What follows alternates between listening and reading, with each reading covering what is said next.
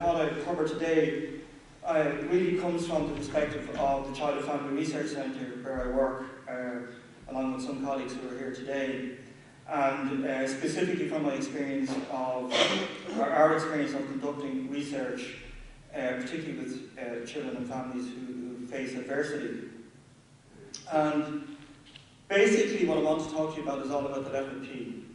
Not just because P stands for Pat, which people know their Irish songs will know P stands for Paddy as the Pose and J for My Son John, which is a great song. I won't sing it for you, it's a bit early in the day. But about the three Ps, which I think are key to policy and practice. And they are perception, participation and performance. And although three words, all in their own way, have been a source of difficulty and torment when you're running a research centre, but also a source of inspiration and light as well, as I'll try to explain fairly quickly to you. But to start with perception, hands up who can see that as a young girl looking inwards. Okay, thank you. Hands up who can see that as a frightening old witch. Don't put your hand up for the next question. If you can see both at the same time, it means that the onset of Christmas has come too early for you. But essentially, how we perceive things is very interesting.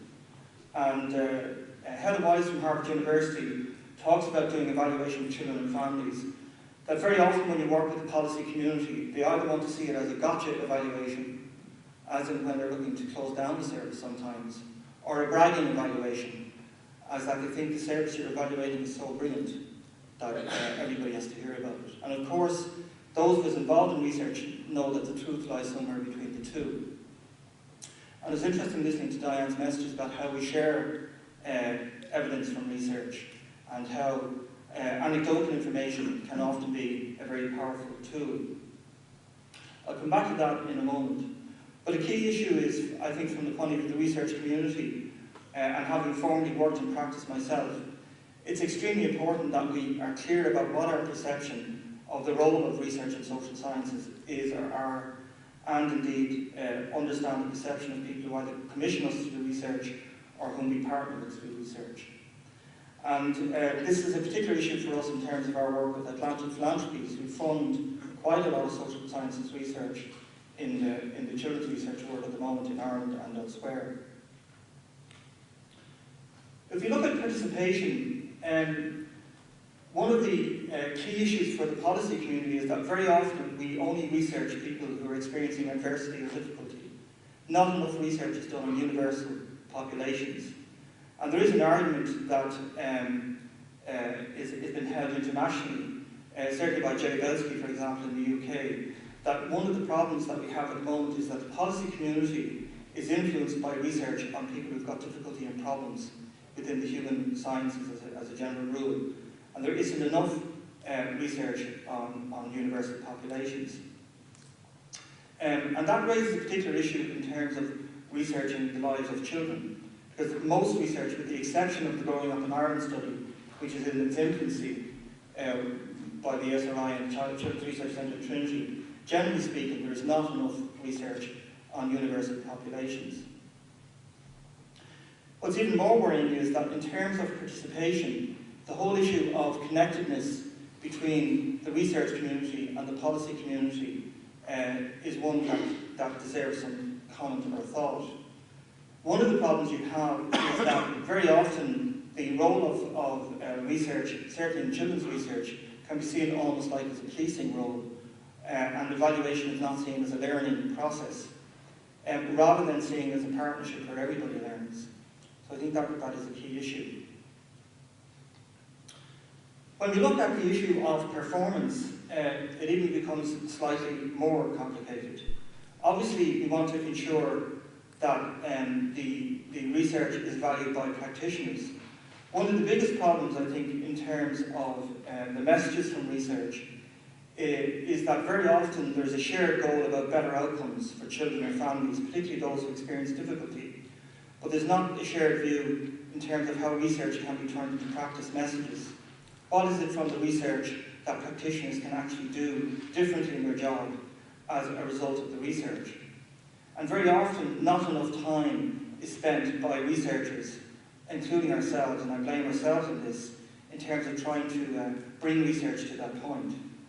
Very often the struggle is between completing a research report on time, within budget, and to the satisfaction of the Commissioner, and then trying to distill from that some good research journal papers or monographs or chapters in books, which, as colleagues with me in the Child and Family Research Centre, certainly know is a struggle. When you take that onto the UNESCO agenda, you can see very clearly that the demand and the bar is put up even higher in terms of the value of research, in terms of what people get from it within practice communities, and for example in sub-Saharan Africa.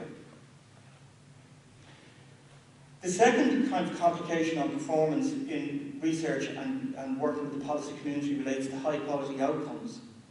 That there's a huge emphasis on better outcomes for people who use services, particularly children and families. But what's interesting is the outcome of better coping, just getting by rather than getting ahead, is not given the same emphasis, particularly by the policy community. So research that you do that actually indicates that young people are still getting a value, or parents or communities, families and so forth, are still getting a value from the service, are sometimes not valued. And very often you're researching very early in the programme, and also what you're measuring is not impact of the programme, but implementation of the programme. Is the programme doing what it said it would do, rather than do we know whether it makes a difference? What has probably brought that to the fore for us, and for me particularly, is the whole issue of rigorous research. And in recent years, the demand towards social science research for children and families moving to the very contentious randomised controlled trial methodology. And colleagues, and indeed colleagues in this room, are working far harder than I on 2 randomised controlled trial researches that we have underway at the moment. One on a programme called Big Brothers, Big Sisters Youth Mentoring Programme, and another called Wizard of Words, which is a reading programme for young children in school delivered by Bernardos. What's very interesting is the set of conditions that you need to have in place in order to do a randomised controlled trial in social science research, which is not the same as medical science or medical research, and also the ethical dilemmas and issues that arise for you in the course of doing this kind of research. When you take that, when you factor in the pressure and complications, sometimes from the philanthropic community who expect that level of research, it brings a whole set of competing demands that quite bluntly can be very difficult to overcome. Now that's not to say we shouldn't have high rigour in our research, of course we should. The final component, which I've alluded to earlier, is the issue of dissemination.